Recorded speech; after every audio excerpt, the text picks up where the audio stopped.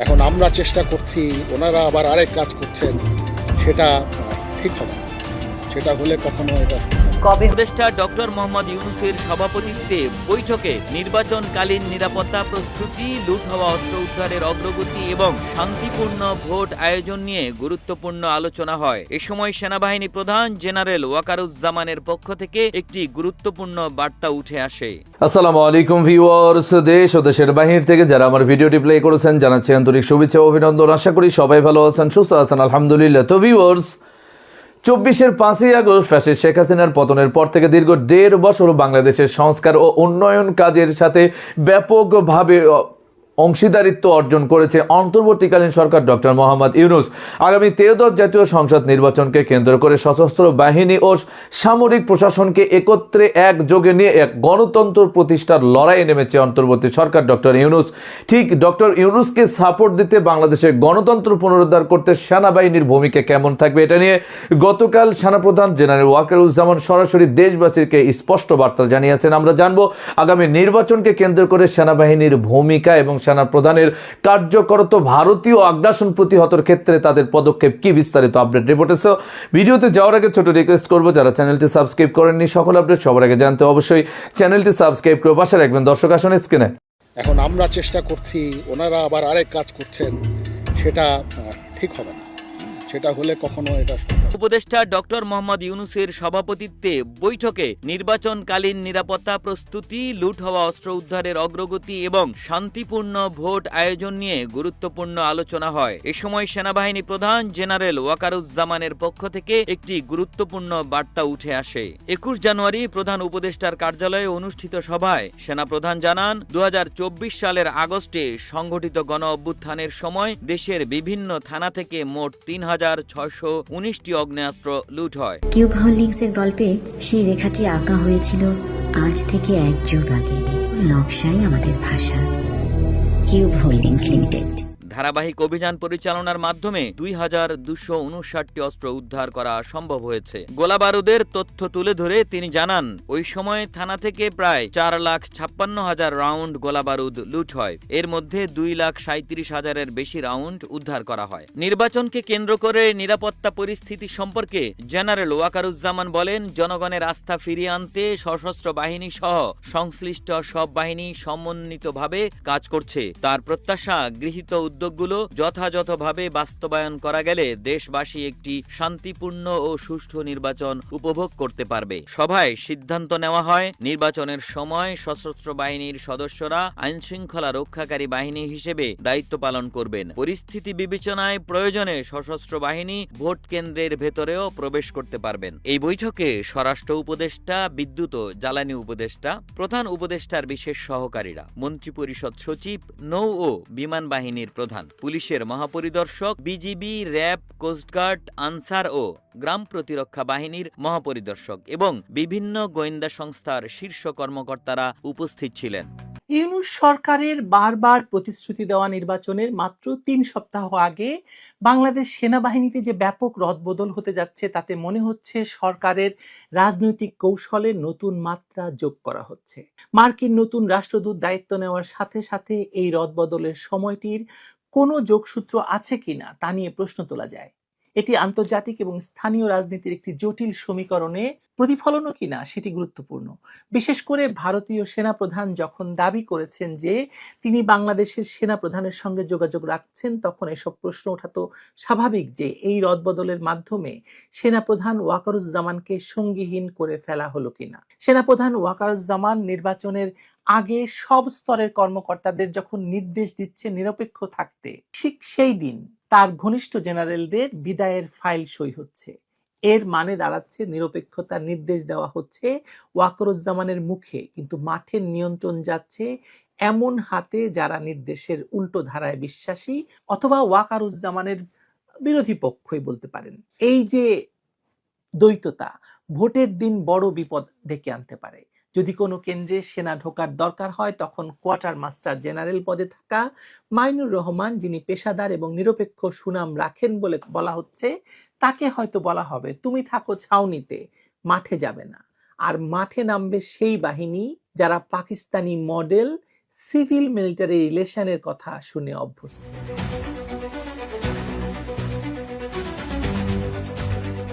প্রথমত সময়টা দেখুন, এই সময়টা নিজে একটা বার্তা বহন করছে। নির্বাচন ঘনিয়ে আসতেই সিজিএস এবং এনডিসি কমান্ড্যান্ট পর্যায়ের দুজন লেফটেন্যান্ট জেনারেলকে অবসরকালীন ছুটিতে পাঠানোর কথাটি সামনে এসেছে, যারা বর্তমান সেনাপ্রধানের বা ওয়াকারুজ্জামানের ঘনিষ্ঠ বলে পরিচিত। এ ধরনের পদক্ষেপ সাধারণত দুইটি সংকেত দেয়: এক, বিকল্প ক্ষমতা কেন্দ্রের আশঙ্কা দূর করা; দুই, সেনাবাহিনীর কার্যকরী শৃঙ্খলাকে একটি নির্দিষ্ট চ্যানেলে নিয়ে আসা, একক বার্তা নির্দেশ করা। নির্বাচনী নিরাপত্তায় সেনাবাহিনীকে যেভাবেই ব্যবহার করা হোক, পোলিং সেন্টারের ভেতরে বা বাইরে চেইন অফ কমান্ডের বিভ্রান্তি বা দ্বৈত রেসপন্স চেইন রোধ করা বর্তমান রাজনৈতিক মুহূর্তে যে কারো অগ্রাধিকার হবে। ফলে সিজিএস এর মতো অপারেশনাল মস্তিষ্কের পদে রদবদল, পিএসওর মতো আন্তঃবাহিনী সমন্বয় এবং কৌশলগত ক্রয় সংক্রান্ত প্রভাবশালী পজিশনে নতুন মুখ আনা, আর কিউএমজির চেয়ার বদল, সব মিলিয়ে এটি কেবল রুটিন বদলি নয়, নিশ্চিতভাবেই নয়, বরং অপারেশনাল লিভারগুলোর পুনর্বিন্যাস। সেনাপ্রধান জেনারেল ওয়াকারুজ্জামানের ঘনিষ্ঠ হিসাবে পরিচিত chief of general staff lieutenant general Mizanur Rahman Shamim এবং ন্যাশনাল ডিফেন্স কলেজের commandant lieutenant general Mohammad Shahinul হককে অবসরকালীন ছুটিতে পাঠানো হচ্ছে। উল্লেখ্য, দুজনেই 5 আগস্টের পর পদোন্নতি পেয়েছিলেন। এই সিদ্ধান্ত স্পষ্টভাবে ইঙ্গিত দিচ্ছে যে ক্ষমতাসীন সরকার সেনাবাহিনীর কমান্ড স্ট্রাকচার নিয়ে নতুন করে ভাবছে।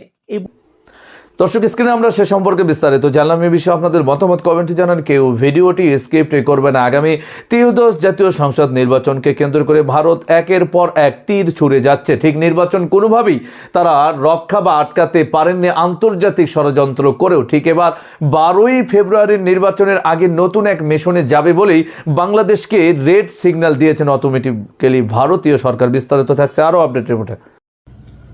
পুরো বাংলাদেশে মানে মাত্র কয়েক মিনিটের মধ্যে নিউজটা ভাইরাল হয়ে গেছে।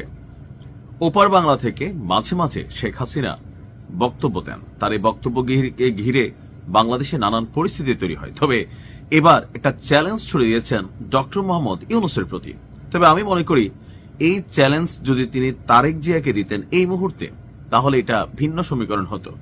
তবে তিনি চ্যালেঞ্জ দিয়েছেন জনাব ডক্টর ইউনূসকে যে ডক্টর ইউনূসের যদি সাহস থাকে ওনাকে ধরে নিয়ে আসবে। না, ওইটা না।